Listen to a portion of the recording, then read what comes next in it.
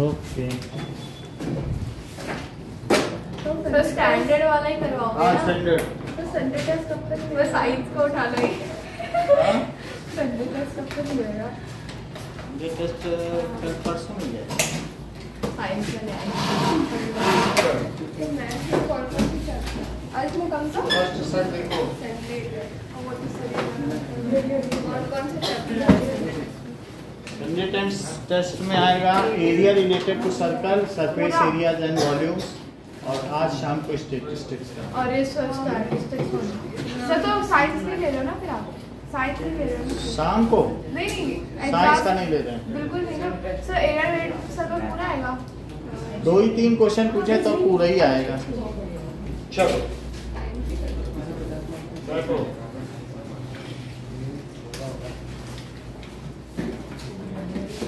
Now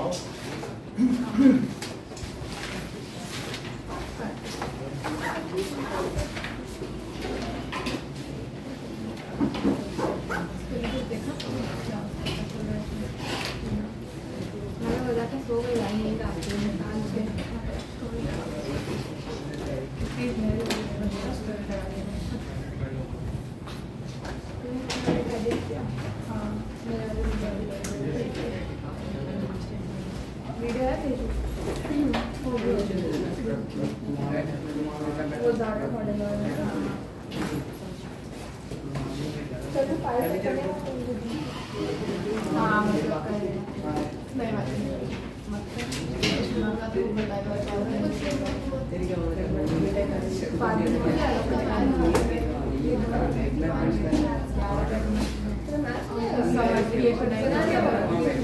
बस एक और पेंसिल लिखना लिखा स्केच में कर गया और स्टोर कर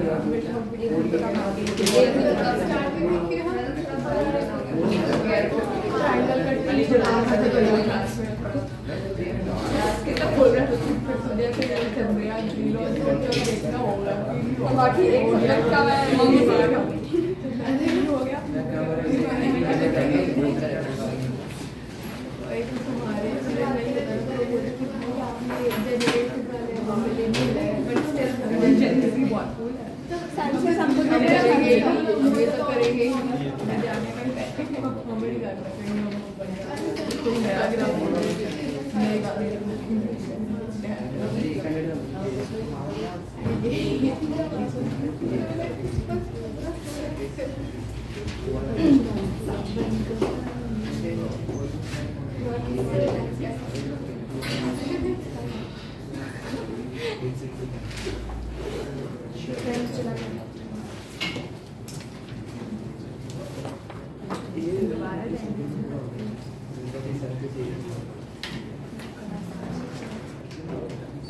now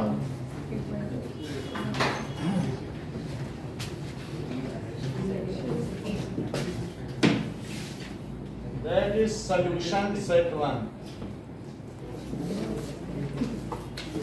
So two ABs have same common difference. The first term of one of these is -1 and that of other is -8. Then the difference between their fourth term. तो first term कितनी है? -1 and that of other is -8 and A2 is -8. So A2 minus A1 कितना हुआ? That is -8 minus +1. So that is -7. So the difference between their fourth term, हाँ तो वो भी तो -7 ही होगा। 2 AP का सेम कॉमन डिफरेंस है। फिर से समझो, कह रहा 2 AP हैं, एक AP सेम कॉमन डिफरेंस है। एक AP की पहली टर्म -1 है, दूसरी -1 + D, -1 + 2D और -1 + 3D, और दूसरी कैसी चल रही है? -8 + D, -8 + 2D और -8 + 3D। तो कह रहा है कि इनकी फोर्थ टर्म में क्या डिफरेंस होगा? तो एक AP को अगर हम AN ले लें और दूसरी AP को अगर हम ले लें कैपिटल AN, तो हमें ये पता करना है कि n माइनस ए, ये कितना होगा जबकि ये 4 हो, यही तो पूछा गया है। तो a 4। तो अब जरा देखो कि डिफरेंस, जैसे तुम्हारी और तुम्हारी छोटी बहन की उम्र में 2 साल का डिफरेंस है, -2 नहीं हो सकता, डिफरेंस कभी निगेटिव नहीं होता। तो डिफरेंस जो भी होगा -7 नहीं लिखा जा सकता है, डिफरेंस हमेशा पॉजिटिव ही होता है। समझ में आई बात कि नहीं? अगर समझ में आई बात कि नहीं, तो इस तरीके से आप चाहे उससे उसको घटा दो, चाहे उससे उसको, डिफरेंस का मतलब डिफरेंस ही होता है। समझ में आई? तो A4 क्या बताइए? -8 और +3D, और जबकि ये क्या है? -1 और +3D। तो ये +3D है और ये क्या -3D है, तो कितना हो गया? That is equals to -8 + 1। जब भी डिफरेंस पूछा जाए तो मॉड्यूलस लगाओ। मॉड्यूलस की क्या मतलब होती है कि वो चीज निगेटिव होने पर भी बाहर निकल के क्या हो जाएगी? प्लस, और इस चीज को कहते हैं मॉड्यूलस। मॉड्यूलस का मतलब है कि वो एक ऐसी मशीन है जो निगेटिव नंबर डालने पर कहती है, अरे तुम निगेटिव हो, आओ चलो हमारे अंदर से निकलते समय एक और माइनस ले लो। ये जैसे -8 डाला, मॉड्यूलस इज ए मशीन। अगर पॉजिटिव है तो कहेगी चुपचाप निकल जाओ, कुछ देंगे नहीं तुमको, चलो निकलो। तो मॉड्यूलस इज ए मशीन। अगर इसके अंदर -7 आया है तो वो उसको क्या दे देगी? एक और निगेटिव। तो ये डिफरेंस निकालते टाइम ये निकालते तो माइनस में आने के चांसेस होते हैं, क्योंकि हम कई बार ये नहीं सोच पाते कौन सी टर्म बड़ी है कौन सी छोटी है। और नहीं तो सिंपली अगर -7 आ रहा सो डिफरेंस इज 7। मॉड्यूलस ना भी लिखो, सिंपली भी तो लिख सकते हो, है ना? डिफरेंस नेगेटिव नहीं हो सकता। सो सी इज करेक्ट। अब देखो ये हर डिफरेंस में लगा होता है, डिफरेंस निकालते हुए हर बार लगाना होता है क्या? डिफरेंस हमेशा पॉजिटिव, इतना जान लो। जैसे तुम्हारी और तुम्हारी छोटी बहन की उम्र के बीच में अंतर 2 साल का, ये नहीं कहा जाएगा कि छोटी बहन माइनस मेरे, वो माइनस अलग चीज होती है। डिफरेंस में सिर्फ अंतर देखा जाता है। Difference is a magnitude, difference is not along with sign. आगे देखो, नाउ तुम भी आ गए। For the following distribution, that is the marks given है, तो मॉडल क्लास निकालना है। नाउ मोड का मतलब समझो क्या चीज होती है। सर ये तो पढ़ाया ही नहीं। अरे तो सवाल कर लो, बाद में पढ़ तो लेते ही हैं। देखो 3 चीजें होती हैं। सेंट्रल टेंडेंसी समझो क्या होता है? सेंट्रल टेंडेंसी यानी केंद्रीय माप। इसको क्या कहते हैं? केंद्रीय माप। जैसे मान लो कि कुछ बच्चों के 2, 3, 3, 4, 5, 3, 7 नंबर आए 10 में, तो सबसे ज्यादा जिसके नंबर आए होते हैं, सबसे ज्यादा नंबर जिन बच्चों के आए होंगे वो नंबर मॉडल क्लास होगी। The data which occurs most of the time, उसे क्या कहेंगे? Is called mode. बात समझ में आ गई? क्या कहेंगे? The data which occurs most of the times is called mode। तो यहां मोड क्या हुआ बताओ? 3 हो गया, क्योंकि 3 सबसे ज्यादा बार है। उसकी फ्रीक्वेंसी क्या है? फ्रीक्वेंसी ऑफ 3 इज 3, जो कि हाईएस्ट है, इसलिए 3 क्या हो गया? मोड हो गया। ये हमारा डिस्क्रीट है। ये कैसा क्लास है? अलग अलग नंबर आए, लेकिन कई बार कंटिन्यूअस डेटा होता है। कंटिन्यूअस डेटा का मतलब है कि एक होता है डिस्क्रीट डेटा डिस्ट्रीब्यूशन, 2 नंबर आए, 4 नंबर आए, और एक बार टीचर ऐसा कहता है कि 0 से 10 नंबर तक कितने बच्चों के आए। बिलो 10 का क्या मतलब होता है बताओ? कहेगा 0 से 10 तक कितने आए, 10 से 20 तक कितने बच्चों के आए, और 20 से 30। ऐसा भी तो हो सकता है 30 से 40। जरा मुझे बताओ 4 बच्चों के इतने आए, 7 बच्चों के इतने आए, 15 के इतने आए, 2 के इतने आए, ऐसे दे दिया। ये नंबर ऑफ स्टूडेंट्स हैं। अच्छा, इसे तुम क्या कहते हो? छोटी क्लास में क्या तुमने इसे कभी क्लास कहा है? अब क्लास की लोअर और अपर लिमिट भी होती है। अच्छा, ये नंबर ऑफ स्टूडेंट्स है या फ्रीक्वेंसी? बोलो, स्टूडेंट्स। तो बोलो हाईएस्ट नंबर किस क्लास के आए? 20 to 30। भाई यही तो मॉडल क्लास हुई, जो हाईएस्ट नंबर आए उसे क्या कहेंगे? Model class. अच्छा उसका 50 to 60 आंसर। अभी हमें नहीं पता, अभी जितना बता रहे हैं आगे मत बढ़ो, अभी बहुत कुछ वहां तक पहुंचने के लिए चाहिए। यहाँ देखो दो चीज तुमसे बस पूछी जा रही है, ये किस तरीके का डिस्ट्रीब्यूशन है, वो किस तरीके का डिस्ट्रीब्यूशन? ये डिस्क्रीट डेटा डिस्ट्रीब्यूशन है और वो कंटिन्यूअस है क्योंकि लगातार नंबर है। तो डिस्ट्रीब्यूशन देखो, जो बारंबारता आवर्त सारणी होती है वो दो प्रकार की होती है। That is frequency data distribution किस तरीके का होगा? Frequency data distribution. एक तो टीचर ऐसे लिख के ले जाए 50 बच्चों के नंबर ऐसे लगातार लिख के ले जाए 50 बच्चों के, और कह दे प्रिंसिपल के सामने ये देखे सर ये परफॉर्मेंस चार्ट रहा है, गेट आउट फ्रॉम हियर, इतना टाइम है मेरे पास, तुम टेबल नहीं बना सकते, go and make a class so that instantly I can see and assess the result. अगर ऐसे ले जाएगा तो क्या प्रिंसिपल के पास समय है? भगा देगा उसको, कहेगा तुम्हारा अगले 5 साल तक प्रमोशन नहीं, भागो यहाँ से। तो दो तरीके का डिस्ट्रीब्यूशन, एक कैसा है? डिस्क्रीट डेटा डिस्ट्रीब्यूशन, और दूसरा कैसा है बताइए? Continuous data distribution. अब ये जो डेटा डिस्ट्रीब्यूशन है ये कंटिन्यूअस है, 0 से 10, 10 से 20। इसमें अगर 10 नंबर आया है तो उसको इसमें डालेंगे किसमें? सेकंड में, क्योंकि अपर लिमिट किसी में भी इंक्लूड नहीं होती, लोअर लिमिट इंक्लूड है। 10 होगा तो इसमें आएगा, हमेशा ये शुरू से ही 8वें से पढ़ रहे हो।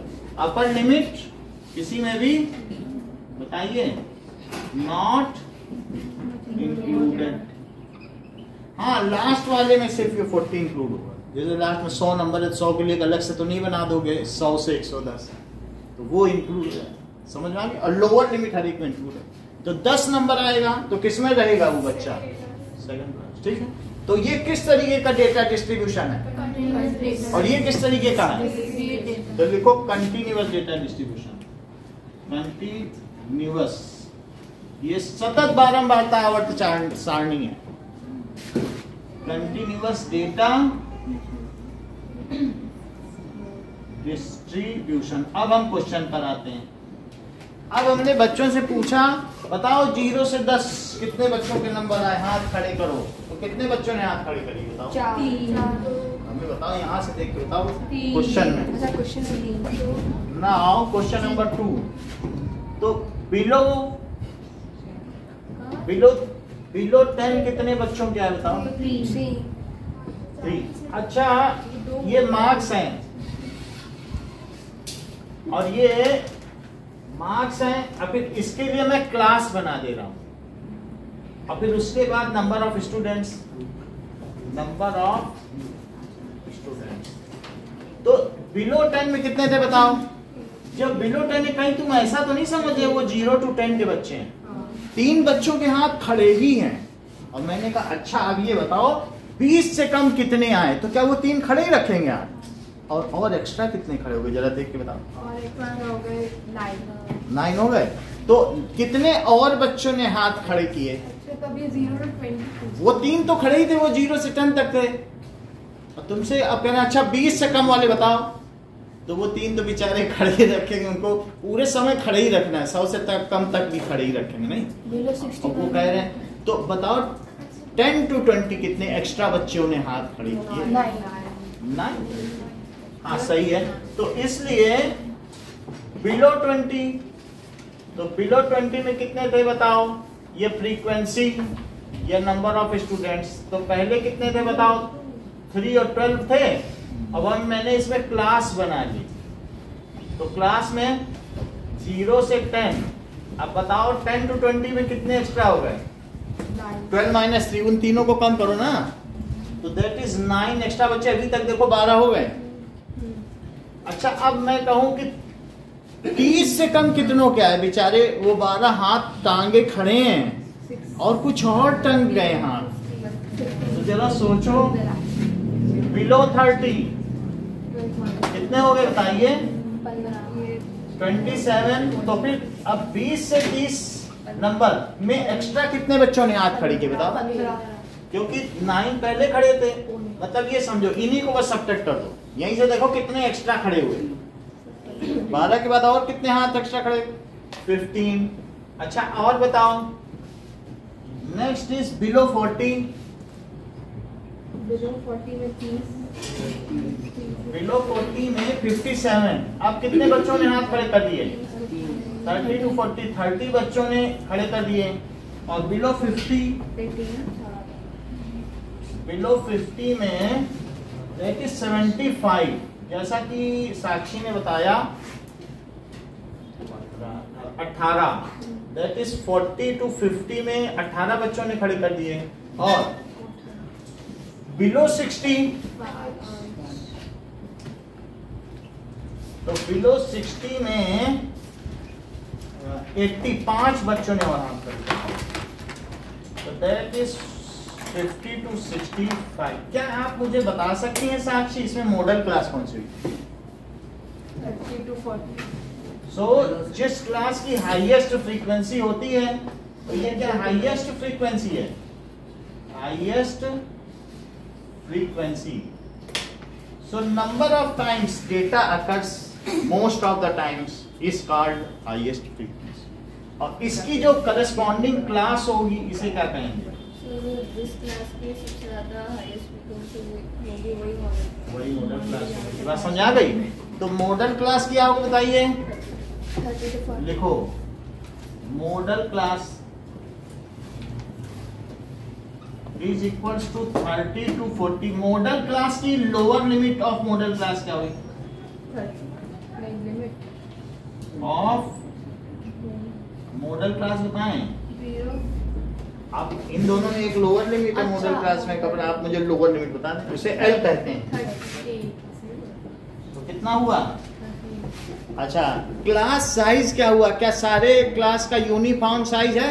10। कितने का? Upper limit minus lower limit करोगे तो क्या क्लास साइज आ जाए? तो लिखो class size 10। It is equals to upper limit minus lower limit. वो किसी में भी आप कर दें, कोई भी अपर लिमिट और लोअर लिमिट, तो 10 आ जाएगा कि नहीं? इतनी बात समझ आ गई। अब तुमको कुछ और चीजें चाहिए होंगी, दैट इज मॉडल क्लास की फ्रीक्वेंसी चाहिए होगी, और class preceding to modal class की फ्रीक्वेंसी चाहिए, और class succeeding to modal class की फ्रीक्वेंसी चाहिए। जरा देखो तो, नाउ लेट अस सी। 3 चीजें देखें कि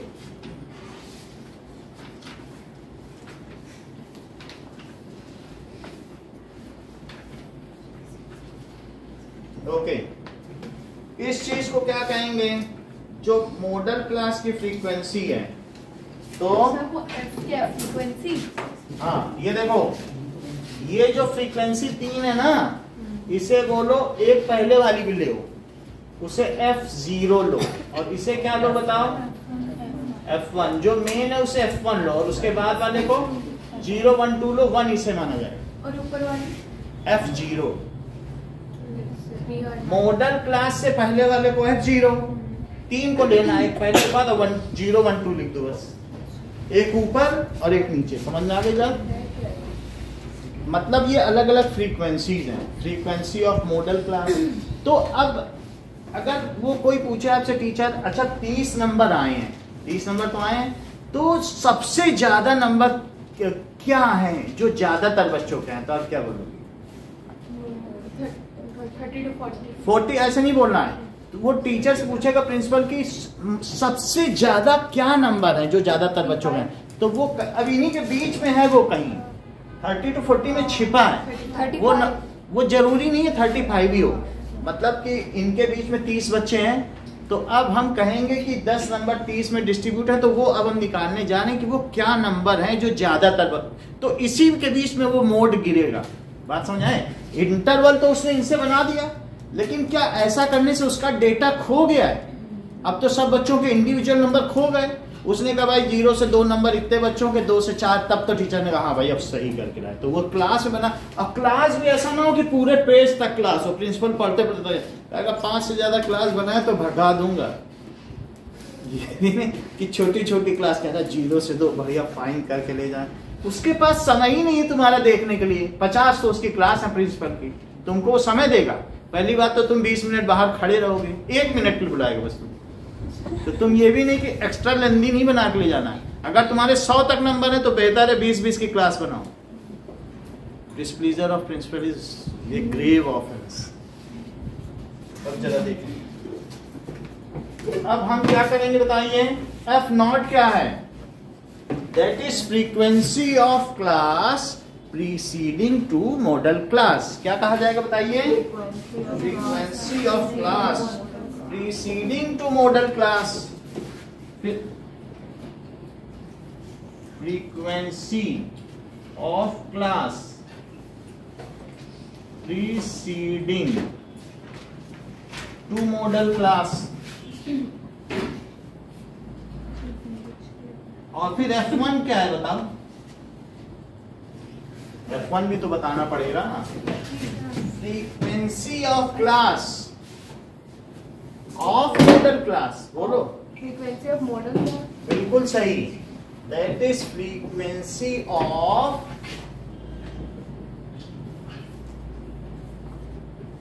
मॉडल क्लास। तो फिर F2 क्या है?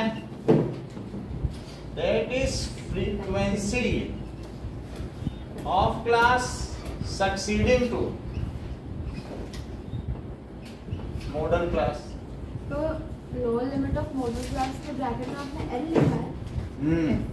अब हमारे पास मोड का फार्मूला देखो।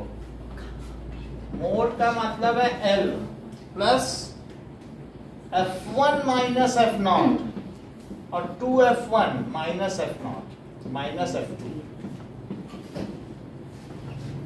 क्लास साइज को H बोलिए। अब तुमको ज्यादा काम नहीं करना है सृष्टि, बस मुझे वैल्यू पुट करवा दो बस। 30 ब्रैकेट में 30 minus 50 2 into 30 2 into 30 minus 15 minus 18 into 10 into 10। चलिए 30 प्लस ऊपर क्या लिखा है? 15 और 60 माइनस, हाँ 60 माइनस बताओ 33 और इंटू F0 क्या? F0 F0 1 2 समझो। 0 पहले लगा देना, 2 बाद में। लगातार लिखोगे, 3 चीजें कवर करोगे। मॉडल क्लास ऊपर की क्लास है नीचे, और 0 1 2 लगा लेना। और सब कुछ F1 में से घटेगा। F1 में से F0 और नीचे F1 में से 0 और 2। ठीक है, तो ये 3 नंबर का क्वेश्चन होगा। सब में यही करना होता है, मतलब ये समझो फ्री के मार्क्स हैं और ज्यादा कुछ नहीं होता इसमें। अब यहाँ क्या हुआ बताइए? 30 प्लस 15 माइन अपॉन ये 10। इसका जो रीजन है, जब स्टेटिस्टिक्स का चैप्टर पढ़ेंगे तो फार्मूला भी डिराइव कर देंगे पूरा। जस्टिस H है क्लास साइज, समझ में आई? तो अब जरा देखो, ये 30 है तो यहाँ क्या लिखें? 3 से कट करो, 3 5 जा 15 और 3 9 जा, तो क्या ये 50/9 हुआ? अब पहले एलसीएम ले लो। वैसे तो यहाँ अगर डिवाइड भी कर दोगे तो जुड़ेगा ही, मल्टीप्लाई नहीं हो रहा, इसलिए कोई खतरा नहीं है। मल्टीप्लाई में इधर मल्टीप्लाई होती, तो चाहे जैसे आप करो। तो फिर भी मैं 270 करके एलसीएम ले ले रहा हूँ, ठीक है? एक साथ ही डिवाइड कर दूंगा। तो बताओ कितना हुआ? 320/9। अब इसको डिवाइड करो। जो मोड के क्वेश्चन होते हैं 3 डेसिमल प्लेस तक लिए जाते हैं हमेशा। ये एक्सरसाइज किस चीज की है? 3 डेसिमल प्लेस। करो जरा 9 से। 9 3 जा 27। अब फिर कितना आ जाएगा बताओ? 12 5 50 35। देखो पॉइंट कर गया। 5 आ गया, 35.55 आ रहा है। तो अब एक्सेल इसमें क्या आंसर करेक्ट है? कुछ है ऐसा? नहीं, बस अच्छा नहीं है ना, इतना कुछ आता कोई बात नहीं। 35.555 ये क्या हो गया बताइए? मोड हुआ is the marks obtained by most of the student. वो क्या है बताइए? यही वो नंबर है जो ज्यादातर बच्चों ने प्राप्त किए। Is marks obtained by most of students.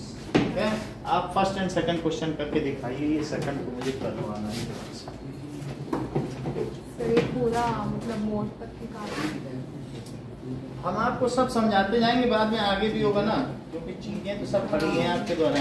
ऐसा कुछ शॉर्टकट मेथड होता है ना, वो बताते जाइए। अब ये शॉर्टकट है, अब इसके डिटेल में जाएंगे तो मोड हम पूरा समझा देंगे। अभी हमने शॉर्ट बता दिया, तो ये सब आपके द्वारा पढ़ा हुआ, ये बस पुनर्जन्म है। फिर से आप पढ़ रहे नहीं, बार बार पढ़ना होगा आपको। आपको मोड निकालना है। तो सर ये सब नहीं लिखना ना, हम आपको फार्मूला देंगे लिखा हुआ, ये फार्मूला रहेगा, बाकी कुछ नहीं रहेगा, वो सब मिटा देंगे। वो नीचे वाला FO क्या है और देखो ये हम हटा देंगे, ये तुम्हें खुद बनाना पड़ेगा। जनरेट ये तो आपने बनाया था, ये तो मतलब ये रहेगा बिलो और ये रहेगा। और सर ये डेफिनेशन वगैरह तो नहीं लिखनी ना? हैं? कुछ नहीं। ऐसा है मतलब क्लास साइज, सर FO की और F1 मतलब आपका मीडियन और मोड का लगभग एक जैसा फार्मूला है। मीडियन भी ऐसे निकलता है। अभी मान लो कोई मीडियन का क्वेश्चन आ जाएगा, रोमिल प्लीज जमन कर रहा हूं बेटा।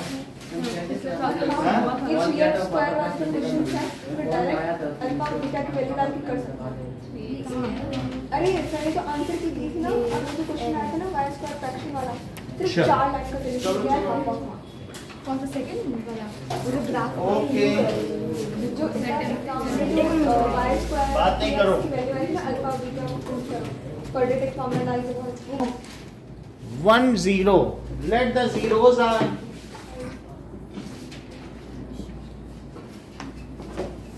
Alpha and 1 by alpha. तो अब बोलो प्रोडक्ट ऑफ जीरोस क्या होते हैं किसी पॉलिनोमियल में? Product of zeros is equal to c by a, alpha into 1 by alpha. तो यहाँ that is 3x square plus 8x plus k। तो a की वैल्यू 3, b की वैल्यू 8 और c की value a। so it is equals to k by 3। तो 1 is equals to k by 3। तो k की वैल्यू कितनी हो गई? 3। so you can say that a is correct answer। now अब फोर्थ क्वेश्चन देखें। Fourth question says that x square plus 1 square minus x square. चलो तो इसको क्वाड्रेटिक में पहले बदलो। एक्स स्क्वायर प्लस 1 स्क्वायर और minus x square is equal to 0। तो इसके 4 रियल रूट्स होंगे, तो पहले इसके क्वाड्रेटिक बनाइए। तो इट इज एक्स स्क्वायर का स्क्वायर और प्लस 1 का स्क्वायर, प्लस क्या होगा बताइए?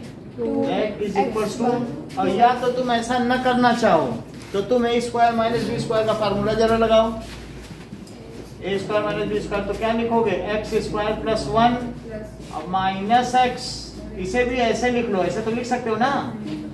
और फिर एक्स स्क्वायर फिर क्या होगा? Plus 1 plus x is equal to 0। क्या ये दो क्वाड्रेटिक हो गई? कुछ नहीं किया, a square minus b square था, a minus b plus b लिखा। अब देखो x square plus x plus 1 और इसे क्या लिखोगे? X square plus x plus 1 is equal to 0। तो इफ टू थिंग्स आर 0 हाँ, तो यहाँ प्लस एक्स माइनस एक्स और प्लस 1 इज इक्वल टू 0 और यहाँ ये चीज हो गई।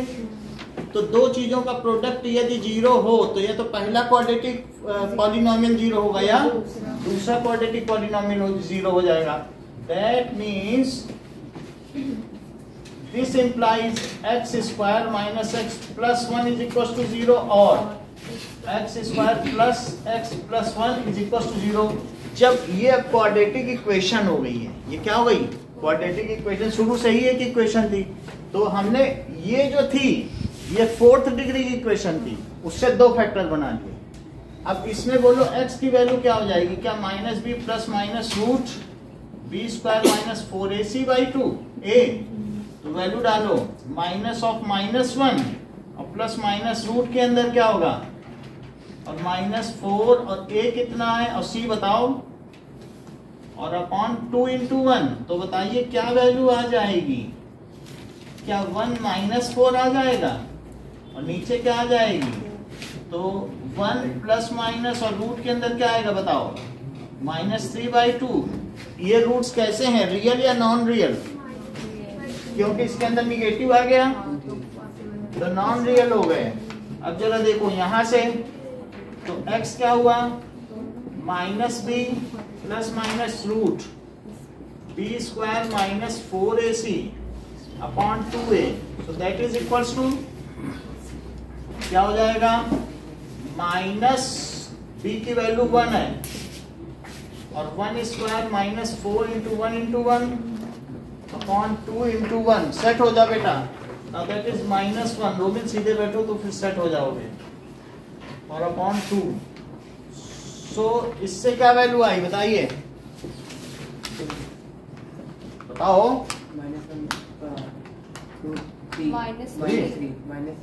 -3 अपॉन 2, ये तो मैं नहीं करता। तो ये -1 प्लस माइनस रूट -3, तो क्या बोथ रूट्स इसमें क्या हो गए?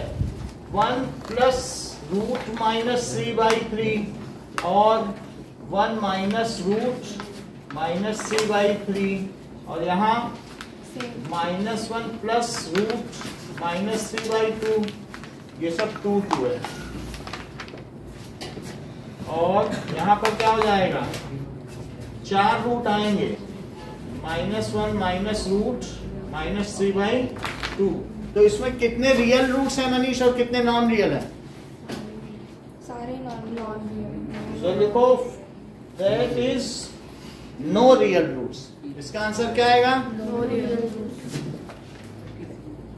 Real roots. लेकिन सृष्टि करेंगी तो ये ऐसे नहीं करेंगी, ये बात मुझे पता है। तो फिर सृष्टि कैसे करेंगी?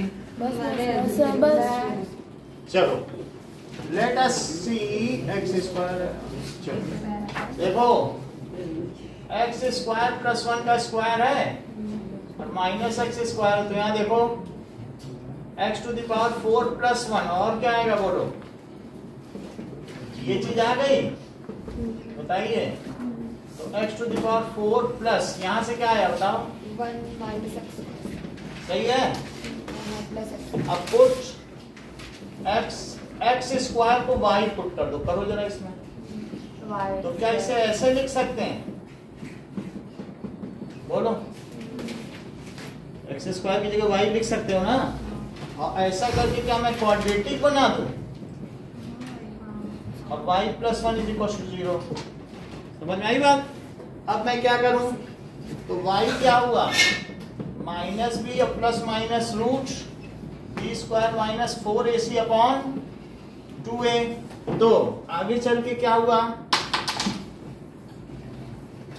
-1 और plus minus root 1 square minus 4 into 1 into 1 और अपॉन में क्या आ गया?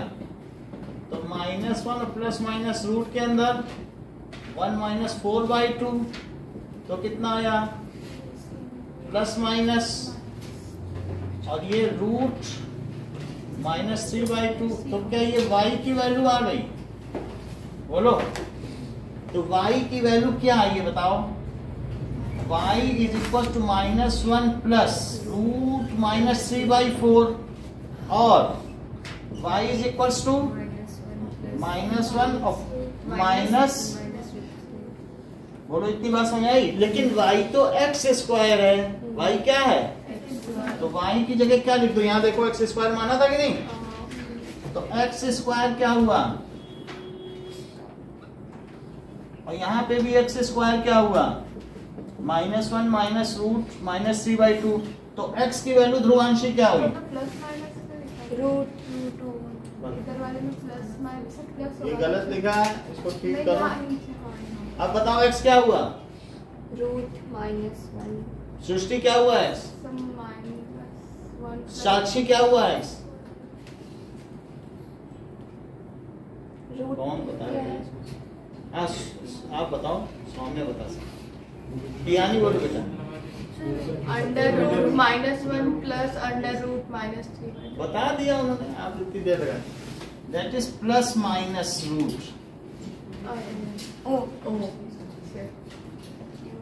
ये देख लो, इनका कहने का मतलब है कि जैसे x स्क्वायर -4 = 0 है, तो x स्क्वायर क्या हुआ, क्या 4 हुआ, तो x की जगह में क्या लिखूं, √4 लिखूं कि +-4, प्लस माइनस, ऐसा क्यों करूं, क्योंकि x की जगह -2 रखने पर भी ये इक्वेशन सेटिस्फाई होती है, और 2 रखने पर भी ये इक्वेशन सेटिस्फाई होती है। अगर मैं सिर्फ √4 लिखता हूं तो मेरा एक रूट खो जाएगा, तो मुझे दोनों लिखना चाहिए, क्योंकि दोनों रिस्टोर करना है ना, रूट के अंदर तो निकलेगा नहीं।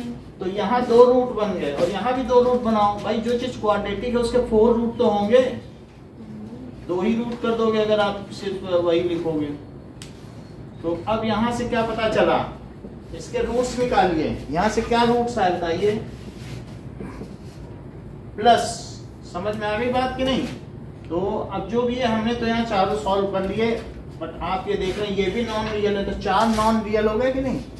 तो इसकी क्या वैल्यू आई है, प्लस √-1 प्लस √-3/2, और क्या आई बताओ, -रूट प्लस √-3/2, और क्या आई, यहां से देखो, प्लस √-1 माइनस √-3/2, और -√-1 ये चीज है। So the equation has no real roots. बात समझ आ गई, दोनों में जो मेथड पसंद हो कर लेना, ये भी कुछ लोगों को पसंद आता है, नो रियल रूट्स। अब देखो, नो रियल रूट्स, इस क्वेश्चन को आपसे कराएंगे, एक और अच्छा क्वेश्चन ढूंढ ले इसके साथ तब कराएंगे, एक ही तरीके से ना, एक इसके साथ कोई हल्का क्वेश्चन ढूंढ, इसको नोट कर लिया, सर बस ऊपर इतना ही लिखी है अभी तक, थर्ड भी, हाँ चलो। सर थर्ड और फोर्थ कराएंगे। अब देखो, the LCM of smallest 2 digit composite number and smallest composite number, fifth question देखिए। 20 सो स्मॉलेस्ट 2 डिजिट कंपोजिट नंबर बताओ, स्मॉलेस्ट 2 डिजिट क्या होगा बताइए, 10 है, 10 तो कंपोजिट नंबर है, क्योंकि इसे 5 × 2 लिखा जा सकता है। और स्मॉलेस्ट कंपोजिट नंबर, 4 बिल्कुल सही है। स्मॉलेस्ट कंपोजिट नंबर क्या होता है, जिसे फैक्टर में लिखा जा सके, दैट इज 4, यौगिक संख्या है, तो दैट इज 4, ये स्मॉलेस्ट है, 4 से नीचे कोई कंपोजिट नंबर नहीं होता, 2 भी प्राइम नंबर है। तो इन दोनों का एलसीएम लो, तो 4 और 10 का एलसीएम ले लीजिए, 2 5 1 5 1 1, so that is LCM कितना हो जाएगा, 2 × 2 × 5, that is equals to 20. Okay, now third fourth fifth करके दिखाइए।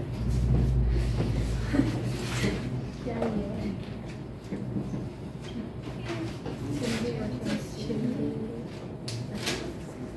फोर्थ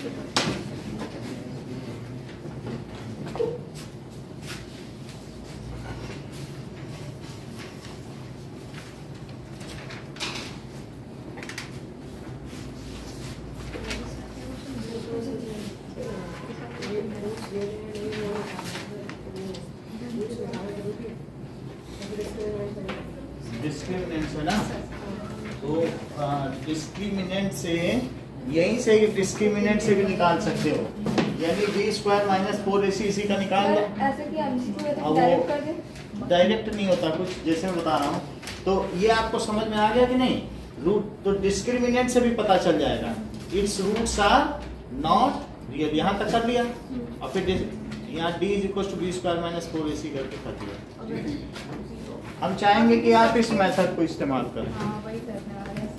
तो थोड़ा सा एक इंटेलेक्ट को मुझे अपग्रेड करना है आपके।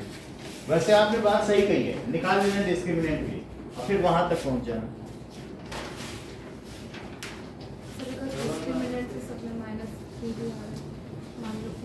मेरा मतलब है कि 4 नंबर में आ जाए तो भी कर लो, तो हम क्यों ऐसा है ना, दोनों पर्पज मेरे सॉल्व होने चाहिए। हाँ, और मान लीजिए ऐसे कोई कहे रूट्स निकालो तो ऐसा आता है 4 डिग्री का, तो फिर ऐसे करना, तो पूरा का इधर वाला कर देना।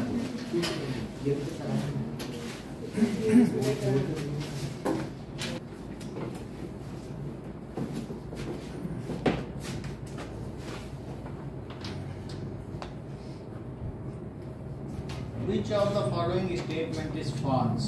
B और quadrilateral। All circle तो सिमिलर होंगे। Isosceles triangles।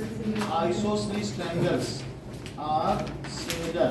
सभी isosceles triangles सिमिलर नहीं होते, क्योंकि कुछ ऐसे भी हो सकते हैं और कुछ ऐसे फैले हुए हैं, तो वो तो नहीं सिमिलर हो सकते।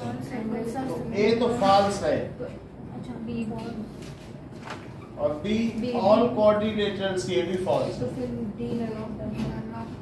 और all circle similar है, C करेक्ट है, इसलिए ये क्वेश्चन ठीक नहीं है। So A and B are false। Sir, तो none of the above है ना ऑप्शन में। So मतलब false है, तो A और B तो false है ही हैं। All quadrilateral भी सिमिलर नहीं होते और all isosceles triangle भी सिमिलर नहीं होते, A, B are false। तो ये क्वेश्चन ठीक नहीं है। 7th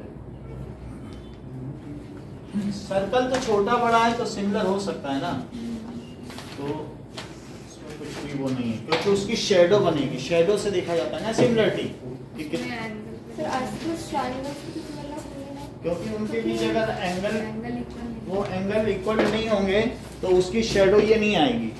एक्चुअली उस चीज की शेडो बन जाए, जैसे एक लैंप की शेडो नहीं बनती है 9th में, जैसे तुमने पढ़ा था, तो आपका ऐसे स्ट्राइक एरिया भी नहीं लगेगा, कुछ भी नहीं लगेगा, एंगल ही नहीं सही है। बेसिक चीज तो एंगल सेम होने चाहिए, एंगल प्रॉपर्टी कोई भी नहीं फॉलो कर रहा है। नाउ अगला देखो, लो दे दो, नेक्स्ट इज 7th क्वेश्चन।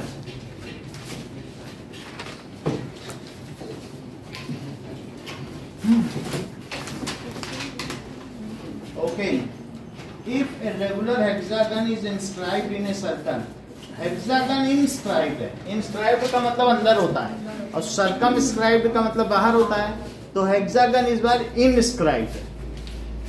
जैसे आप लोगों ने एरिया में निकाला था सेगमेंट का 6 वालों का, वैसा ही inscribed है। So if hexagon is inscribed in a circle, तो ऐसी स्थिति में 1 2 3 4 5 और 6 ये हेक्सागन ना, तो its perimeter, then its perimeter is, hexagon का पेरीमीटर बताना है। अच्छा ये देखो कि इससे इसको मिला दिया तो ये कितना हुआ, तो ये भी R हुआ और ये भी R हुआ, सिमिलर करके मतलब कुछ अभी सिमिलर नहीं करना। अभी देखो ये कर दिया, तो ये एक रेगुलर हेक्सागन है, तो ये भी R और ये भी R, और ये अगर ऐसे मिलाया तो ये R है। क्या ये 6 सेक्टर है, तो ईच का एंगल कितना हुआ, 60 हुआ। अब ये बताओ कि ये दोनों इक्वल हैं, तो अगर इन्हें x मान लिया जाए तो क्या ये भी 60 होंगे, क्योंकि angles opposite to equal sides are also equal. तो मैं अगर ऐसे कह दूं कि x प्लस 60, ये 60 क्यों हुआ, because central angle is divided into 6 equal parts, तो एक एंगल कितना हुआ 63 60 होता है।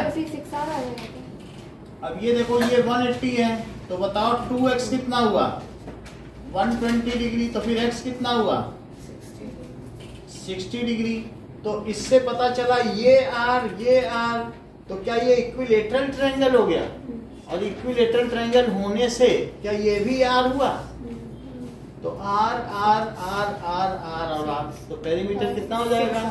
तो इस तरीके से ईच हेक्सागन, तो इस तरीके से क्या कह सकते हैं, तो ईच सेक्टर, जो ये हर एक सेक्टर भी नहीं कहेंगे, बस आप ये समझ लीजिए कि A B C D E F और O है, तो आप क्या लिख सकते हैं कि जो AF है is equals to AO is equals to FO is equals to R, तो AFR हो गया, तो पेरीमीटर ऑफ हेक्सागन क्या हो जाएगा 6 into R,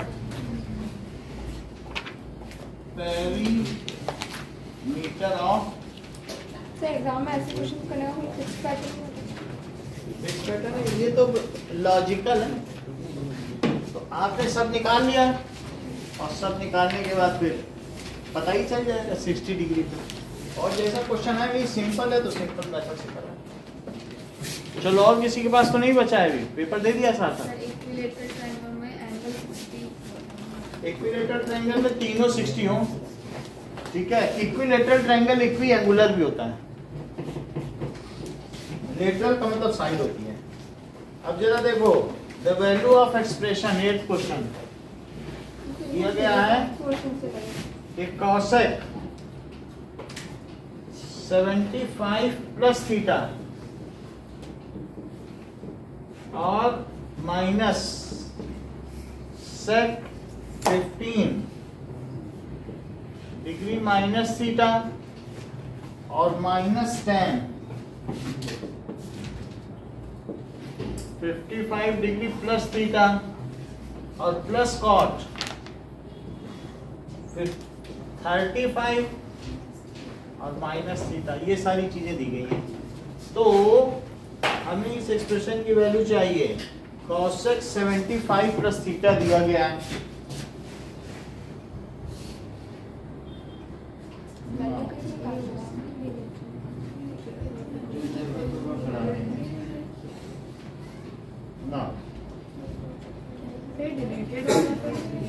डिलीटेड की कोई बात नहीं है, वो सब एक जैसे ही, सब कनेक्टेड हैं। अगर फिजिबल होगा तो करा देंगे, समझ में आई, नहीं होगा तो नहीं कराएंगे। चलो अब देखिए, कॉन्सेप्ट डिलीट होगा तो नहीं कराएंगे। चलो अब कुछ चीजें आपको बतानी है कि हमारे पास एक फार्मूला है कॉम्प्लीमेंट्री एंगल्स का, मैंने पहले बताया है, समझो इस चीज कि ये जरूरी है जानना।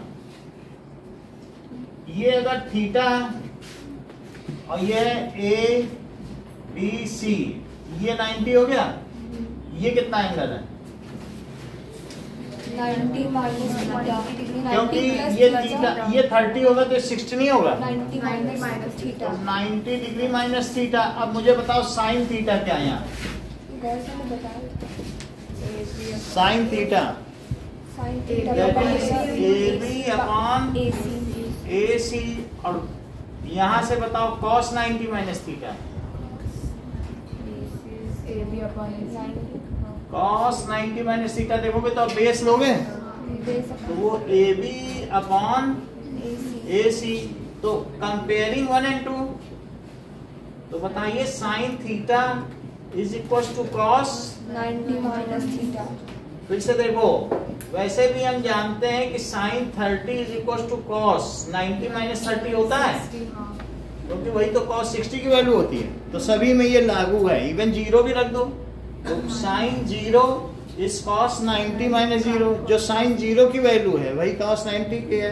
45 में भी वही हाल है। तो पहला आपका रूल क्या है वो बताओ कॉम्प्लीमेंट्री का, sign theta is cos 90 minus theta. उसी तरीके से कॉस थीटा क्या हो जाएगा, मान लो यहाँ कॉस लो वहां साइन लो, तो कॉस थीटा क्या हुआ sine 90 minus theta, sine 90 degree minus theta. इसी तरीके से कॉट और टेन का आप यही निकाल लो, टेन थीटा सौम्या बोलो। कोई बात नहीं, पियानी आप बताओ। हाँ सही है, A B by B C. अच्छा now Neha, cot 90 minus theta बताओ। BC minus A B by B C compare करो तो tan थीटा क्या हुआ? cos 90 minus theta cot, cos 90 और बोलो कॉट थीटा क्या हुआ? tan 90 degree minus theta. तो ये दो और फार्मूले हो गए। अब इसी तरीके से एक बार sec थीटा बताओ नेहा।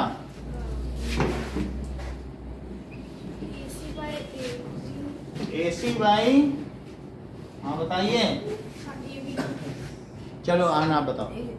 by BC अच्छी बात, हाँ AC upon BC BC हुआ कि नहीं, क्योंकि हाइपोटेनस बाई बेस। और cosec 90 माइनस थीटा ईशान बोलो। AC by BC AC upon BC। तो इन दोनों की तुलना करने पर बोलो sec थीटा क्या हो जाएगा? cosec 90 डिग्री माइनस थीटा और cosec theta sec 90 degree minus theta. ये जो मैंने 6 फार्मूले लिखे हैं सौम्या आपको बोल के दिखाएंगे। हाँ Saumya. sin theta is equal to cos 90 degree minus theta. Cos theta is equal to sin 90 degree minus theta. Tan theta is equal to cot 90 degree minus theta. और cot theta is equal to tan 90 degree minus theta. Sec theta is equal to cosec 90 degree minus theta और cosec theta is equal to sec 90 degree minus ये तो आपने complementary relations बता दिए। अब आप reciprocal relations बताइए। मतलब sin theta is equal to 1 upon, हाँ वो बता देगा वो कौन सा सीढ़ी का सहारा थोड़ी सी। हाँ बोलो, बहुत अच्छा। आप बताइए reciprocal. sin theta is equal to 1 upon cosec theta, cos theta is equal to 1 upon sec theta, tan theta is equal to 1 upon cos theta। और इसका उल्टा भी ट्रू है। cot theta। तो यहाँ तक हम लोगों ने देख लिया इन रिलेशंस को क्या कहते हैं? That is complementary relations. और रेसिप्रोकल तो आप लोगों को पता है ना। साइन थीटा क्या होता है रेसिप्रोकल में? tan थीटा क्या होता है? sec theta. हाँ, tan थीटा क्या होता है? 1 by cot theta. sec theta ठीक है। अब चलो अच्छा बताओ, बहुत जानती हो तो cosec थीटा क्या होता है? 1 बाई में नहीं चलना, कॉम्प्लीमेंट्री में चलना।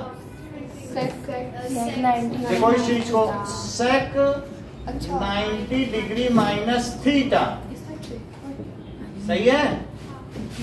cosec थीटा वहां देख लो, sec 90 माइनस थीटा। अच्छा sec को भी बोलो, sec को वैसे ही रहने दो क्योंकि इससे कट जाएगा। इसको ऐसे ही रहने दो क्योंकि sec अपने आप ही sec से कट जाएगा। 15 डिग्री माइनस थीटा। अच्छा साक्षी आप मुझे बताएं tan थीटा क्या होता है? tan थीटा लिखो इस चीज को, cot 90 degree minus theta. Theta जो भी हो, हमें क्या लेना देना? थीटा जो हो अंदर थोड़ी देखना, बॉक्स के अंदर जो भरा है। और यहाँ क्या लिख दें? cot degree minus theta. अच्छा अब सृष्टि इसको खोलो तो जरा, क्या आएगा?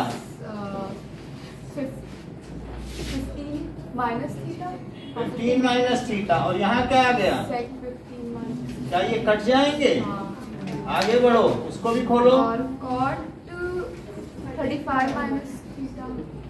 और आगे क्या लिखा है? 35 प्लस cot 35 प्लस थीटा। तो कौन सा किससे कटा? ये तो आंसर क्या आ गया? बोल बात समझ में आ गई? चलो तो ये क्वेश्चन हुआ number B. B is correct. अगला देखिए, कोई क्वेश्चन छोड़ना नहीं है क्योंकि जरा जरा सी बात पे बात बिगड़ जाती है ना, हम लोग रिस्क लेंगे ही नहीं। छोटी छोटी बात है पढ़ लेंगे, और ऐसा नहीं है ये सब 11 10 में सब है, वो आपका हल्का भी हो जाएगा, एक दो काम हो रहे हैं। और इस क्वेश्चन में मुझे भी सवाल आ रहा है तो सर ने मुझे पहले या मुझे बता दिया।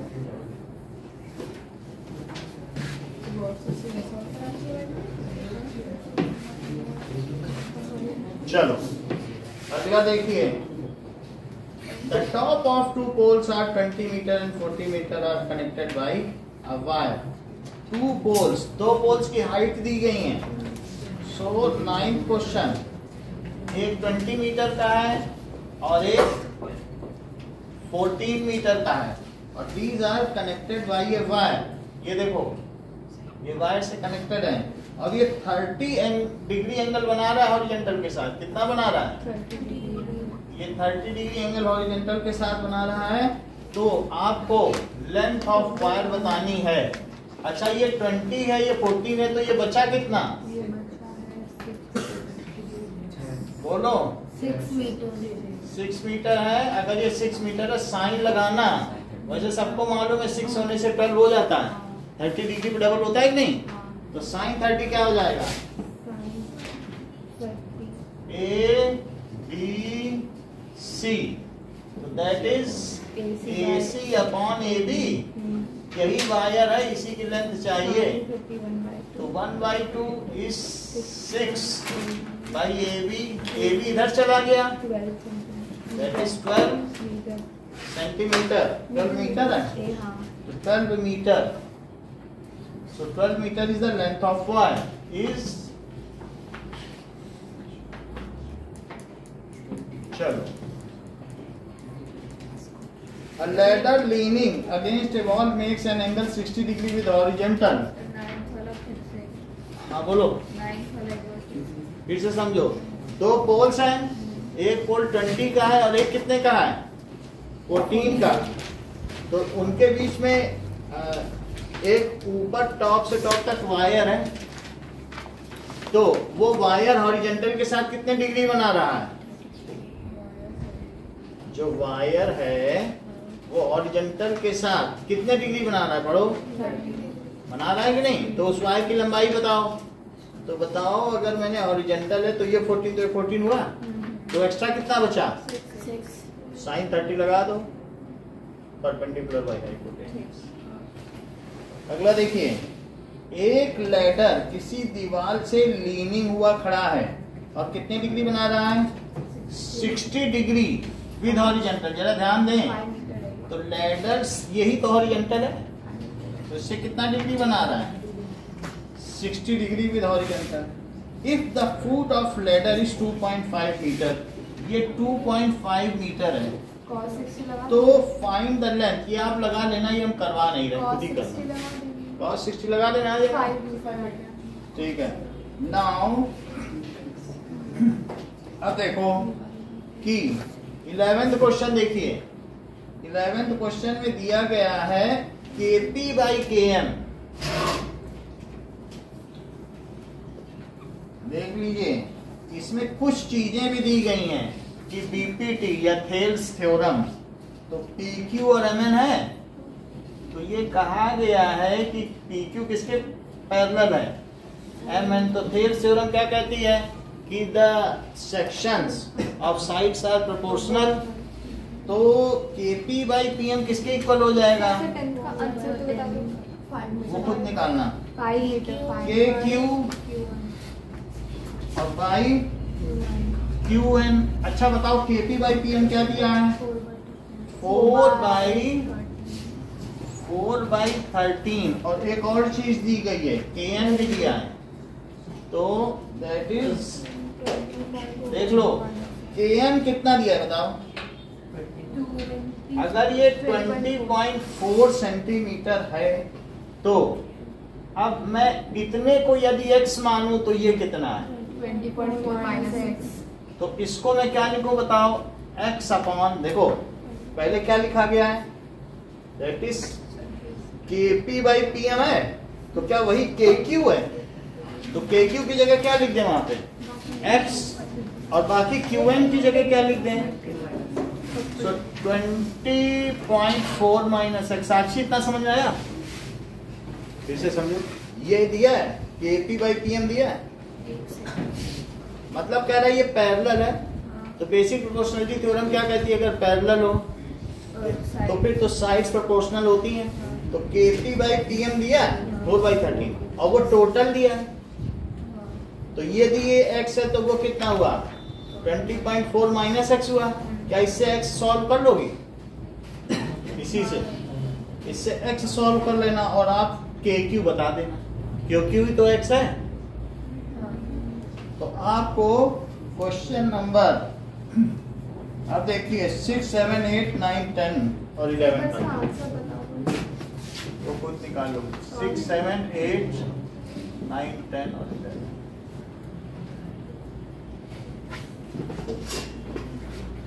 एक्स ही तो सॉल्व करना, देख लो, अभी अभी निकाल लो, आ जाएगा। मल्टीप्लाई कर लो, देख लो, आंसर मिला किसी भी चीज में। सबको भी बता दो।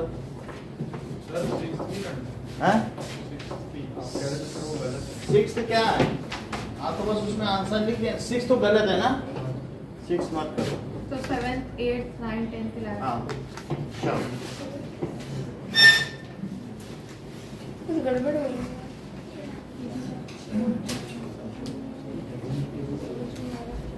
सर 7th में लैंग्वेज कैसे लिखेंगे?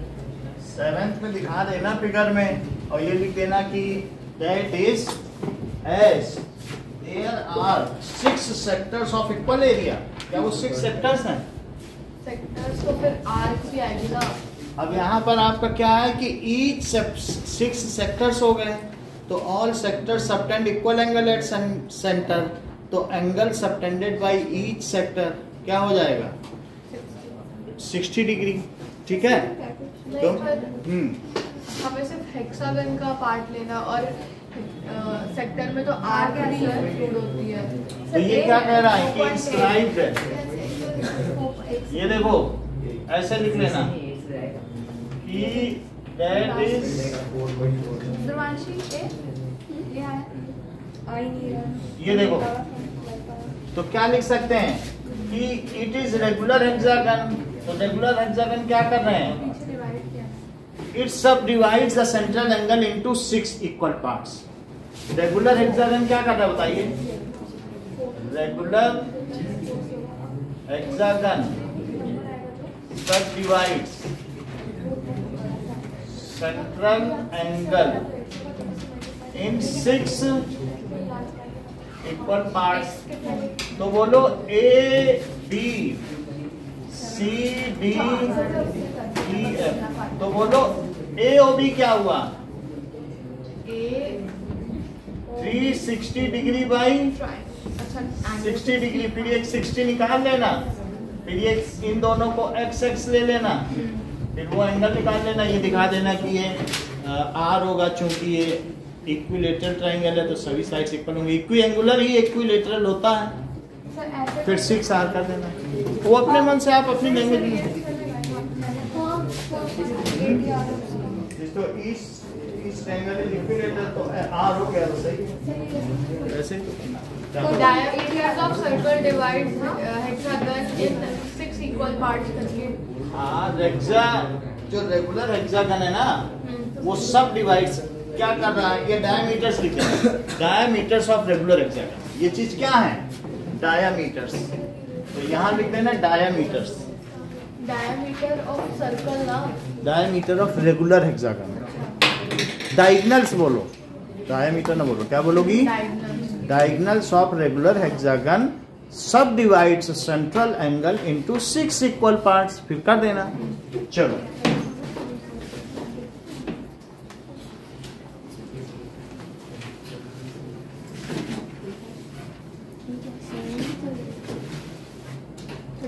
पेज को बंद कर दें।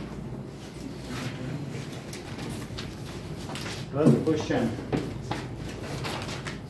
That is the ratio of lateral surface area of two cylinder with equal height. Height same है लेकिन रेडियस तो अलग अलग है. मान लीजिए एक ऐसा है और एक ऐसा है, हाइट फिर भी सेम है. तो इसका रेडियस R1, इसका रेडियस R2, लेकिन हाइट तो सेम है. तो LSA of cylinder 1 upon LSA of cylinder 2, that is equals to 2 pi R1H upon 2 pi R2. इस तो H से H कटा, 2 pi से 2 pi कटा, तो आंसर क्या हो गया? तो अगर वो R और R कह रहा है, जो भी चीज सर LSA यही होता है कि सर 2 pi RH है, देख लीजिए.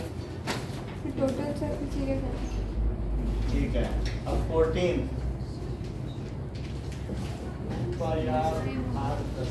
ये सब तो कराया है प्रॉपर्ली, कितनी तो प्रैक्टिस कराई. नहीं पाई आर इनटू आर. ठीक है, pi R into R plus H होता है. ठीक है ना. क्लियर से. चलो अब देखो 14th क्वेश्चन देखिए, 13th शाम को करा देंगे. ठीक है, 14th देखो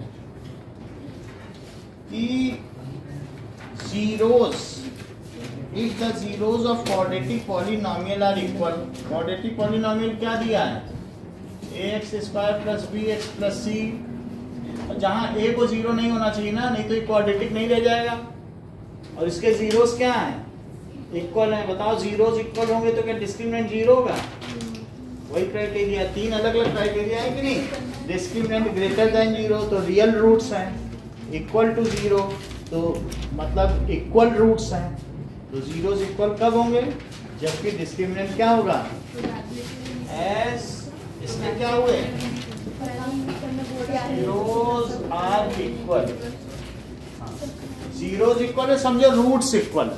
जीरोस इसे नहीं लिखना चाहिए क्योंकि ये क्वाड्रेटिक इक्वेशन है. इसे क्या लिखना चाहिए? रूट्स लिखना चाहिए. कोई बात नहीं, जीरोस की जगह रूट्स मान लो, क्योंकि इक्वेशन में रूट्स होते हैं, पॉलिनोमियल में क्या होते हैं? जीरोस. सो इस केस के लिए डिस्क्रिमिनेंट क्या होगा? जीरो. अब इसे डिस्क्रिमिनेंट की क्या वैल्यू होती है? बताते ही नहीं. पहले एक समय में बहुत तेज हुआ करते थे. सही है. तो बी स्क्वायर किसके इक्वल हो गया? 4ac. अगर d की वैल्यू ग्रेटर देन जीरो है तब क्या कंडीशन होगी रूट्स की? बोलो Saumya. Real but not equal. Real. और if d is less than zero? Not real. तो इसको क्या कह सकती हो सौम्या? डिस्क्रिमिनेंट के टर्म्स में नॉट नहीं. Root d. अच्छा. अब देखो b square is equal to 4ac. तो ये बताओ b स्क्वायर बाई 4 क्या हो गया? क्या ac हो गया? बताओ. रूट्स के रियल की इक्वल की कंडीशन लिख दी. अच्छा बताओ LHS क्या पॉजिटिव है? तो राइट हैंड साइड को भी क्या होना चाहिए? पॉजिटिव. कब होगा? बोलो. ये क्यों पॉजिटिव है? क्योंकि स्क्वायर है. तो अब बोलो RHS को भी क्या होना चाहिए? RHS should be positive. तो कब पॉजिटिव होगा? This implies A and C should have same sign. दोनों ही निगेटिव हो जाए तो भी पॉजिटिव हो सकता है, और दोनों ही पॉजिटिव हो जाए तो भी पॉजिटिव हो सकता है. और यदि एक प्लस और एक माइनस होगा तो क्या हो जाएगा? तो क्या आंसर है? देखो जरा. Should be of same sign. Neha समझ में आई बात कि नहीं आई? समझ में. डिस्क्रिमिनेंट जीरो, इक्वल रूट्स की कंडीशन समझ में आती है. B square minus 4ac zero.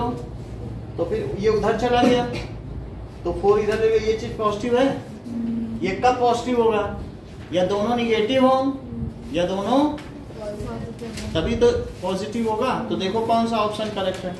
Like C option is correct. Now अब अगला देखिए. दैट इज C and A have same sign. तो C option is correct. C is correct. Next देखें, 2 coins are tossed simultaneously, 15th question. 1/4 3/4 तो the probability of getting at most one head, तो हम सैंपल सेट बना लें। 2 कॉइन टॉस करोगे तो head head भी आ सकता है, यानी पहले में भी हेड आए दूसरे में भी। इसको सैंपल स्पेस कहते हैं। सैंपल स्पेस क्या होता है? The listing of all outcomes in form of set. तो इसे एच टी भी कह सकते हैं, टी एच भी कह सकते हैं, या टी टी भी कह सकते हैं। कह रहा है कि एट ज्यादा से ज्यादा एक हेड आए, ऐसी कौन सी कंडीशन है जिसमें ज्यादा से ज्यादा एक हेड आए? अच्छा, ज्यादा से ज्यादा एक हेड आए तो क्या 0 हेड भी चलेगा? ज्यादा से ज्यादा। सो यानी इवेंट हमने मानी है, कौन सी बताइए? At most one head. Dhruvanshi, तो इसमें कौन कौन से एलिमेंट होंगे? H T T H. ये बताती ही नहीं है। टी टी टी एच और एच टी। अब इतना समझाया तब भी नहीं बता रही, सर हेड डाउन करके बैठी। समझ आई ना? ज्यादा से ज्यादा एक हेड, वन हेड है ना? सही है। ज्यादा से ज्यादा एक आना चाहिए ना। ज्यादा से ज्यादा एक हेड है, एक से ज्यादा नहीं वो हेड डाउन करके बैठी थी, समझाओ मत। टी टी तो टेल है। ठीक है, समझ आया कि नहीं? ज्यादा से ज्यादा। अरे फिर समझा, वो समझ लेगी थोड़ी देर में। हमने अभी समझाया था कि नहीं? तो यहां तक की बात हो गई। अब प्रोबेबिलिटी क्या होता है? Probability of any event that is number of outcomes favourable to it upon total number of outcomes. Number of outcomes favourable और अपॉन टोटल नंबर। तो क्या प्रोबेबिलिटी हो जाएगी? 3/4। अच्छा, दैट इज 3/4। अब मुझे बताओ, एट लीस्ट वन हेड की क्या प्रोबेबिलिटी होगी? At least 1/3। प्रोबेबिलिटी बताइए। 3/4। ठीक है, और इस तरीके से अगर मैं कहूं एट लीस्ट 2 हेड्स की प्रोबेबिलिटी बताओ। 1/4। At least 1 tail. 1/4। 3/4। ठीक है, तुम चारों सही बता रहे। अच्छा ठीक। अच्छा, not less than 1 head. Not 1/4। आप चुप रहिए, दूसरों को गलत करा देंगी। एक मिनट। नॉट इवेंट 1/4 होगा। Not less than. अच्छा, 1/4। हाँ 3/4। अब सही किया तुमने। 1 हेड यानी जैसे कहे कि नॉट लेस देन 1 हेड हमें दो, वो कहे कि पापा से नेहा बोले हमें 5 रुपए से कम मत देना, नॉट लेस देन 5 रुपए। तो पापा कहेंगे ठीक है लो 5 रुपए दो। 6 भी दे सकते हैं, साथ भी किस्मत अच्छी उनको 6 भी मिल जाए। तो नॉट लेस देन 1 हेड का क्या मतलब है कि उसमें एक हेड तो होना ही चाहिए, और फिर 2 हेड भी हो सकते हैं। ये बात समझ में आ गई? तो फिर बोलिए प्रोबेबिलिटी ऑफ एफ क्या हुई? 3/4। When a dice is thrown, what is the probability that a number occurs is not less than 4? बोलो पियानी।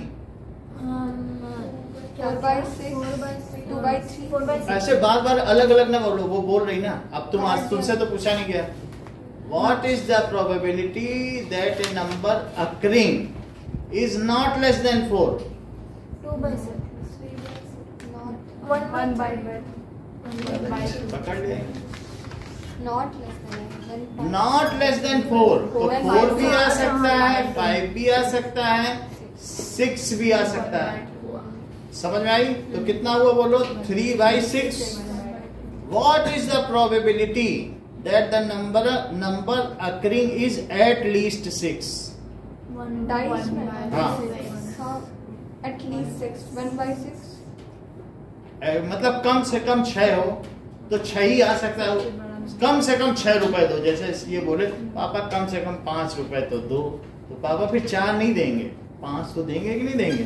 कहेंगे जाओ मेला घूमाओ, भटूरा खाओ, बोलेंगे कि नहीं? लेकिन वो भी सिर्फ उसके लिए सलाह भी देगा। सर 14 देने देगा।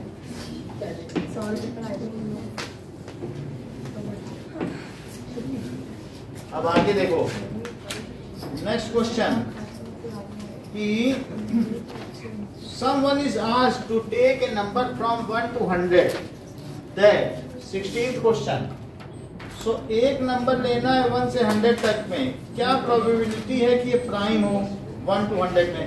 तो कितने प्राइम होते हैं जरा लिख जाओ 1 to 100 में। So list of prime number, list of primes between 1 to 100, so that is 2 होता है। 1 तो कुछ प्राइम नहीं होता है, बोलते जाओ मनीष, रुक जाओ। हाँ ये बता दे 4 पे चालू होगा अभी। अभी 4 वाला कंपाउंड कहते किस जमाने में जी रहे बोलो? 2 3 5 7 11 13 17 19 23 So 21 तो अच्छा निकला 21 निकला। हाँ 31 हाँ 33 37 41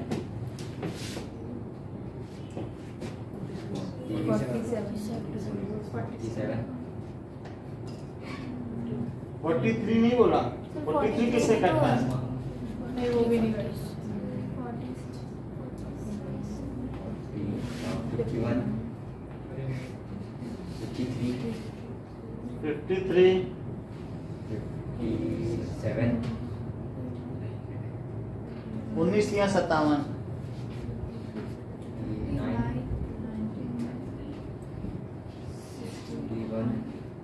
61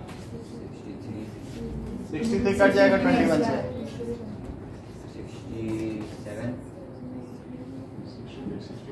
67 हाँ 71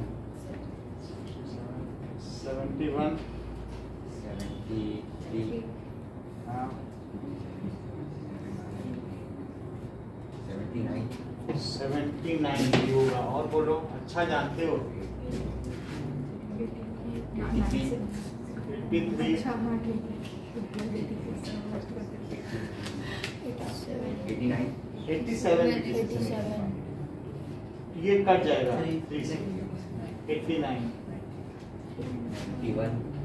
91 फिर 13 7 91 हाँ 93 भी 3 से कट जाएगा। 91 कटता है 13 7 91 13 7 या 92 है 93 तो 93 भी 3 से कट जाएगा नहीं नहीं 91 है ना। और तो कुछ नहीं है, काउंट करो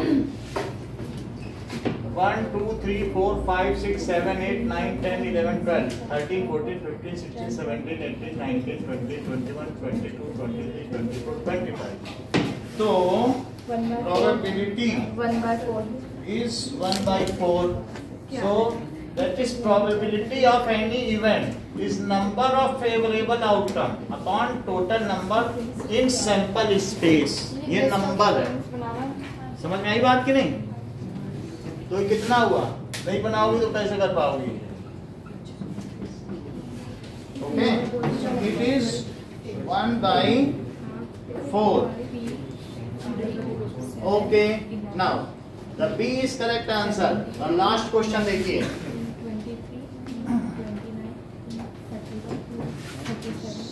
17 क्वेश्चन क्या कह रहा है? For which value of p will the line represented be parallel? तो पता कर लिया है, -5 इज इक्वल टू 0 और 6x -2y - p is equal to 0। तो पैरेलल लाइन की इक्वेशन क्या होती है? a1/a2 is not equal to, तो that is 3/6 is equal to minus x ही x है क्या सर? और कुछ y, ठीक है, -1/-2 which is not equal to -5/-p। एक बार इसको इससे इक्वेट करो, तो 3/6 is not equal to -5/-p।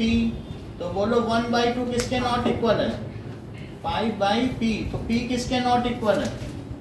बोलो, बात समझ आई? 10। This is the condition of two parallel lines. हैरानी से मत देखो, दैट इज माइन। अब इन दोनों को एक साथ लो,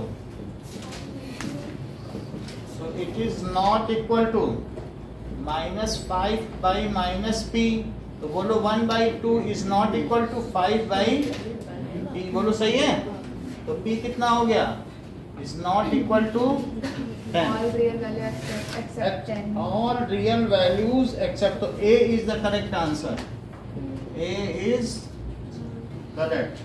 अब आप देखिए, आपको कुछ क्वेश्चंस कराए जाएंगे। टाइम है तो अभी ये बहुत जरूरी क्वेश्चन है। तो 12,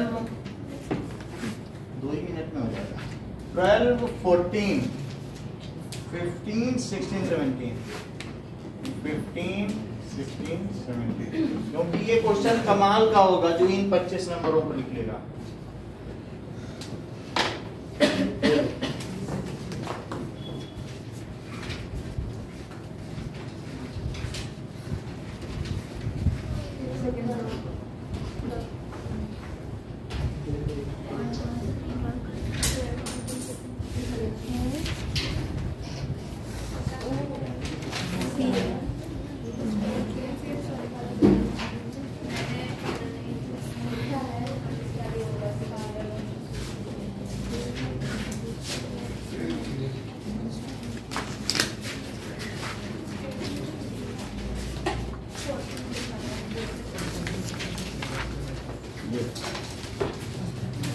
सर ठीक है।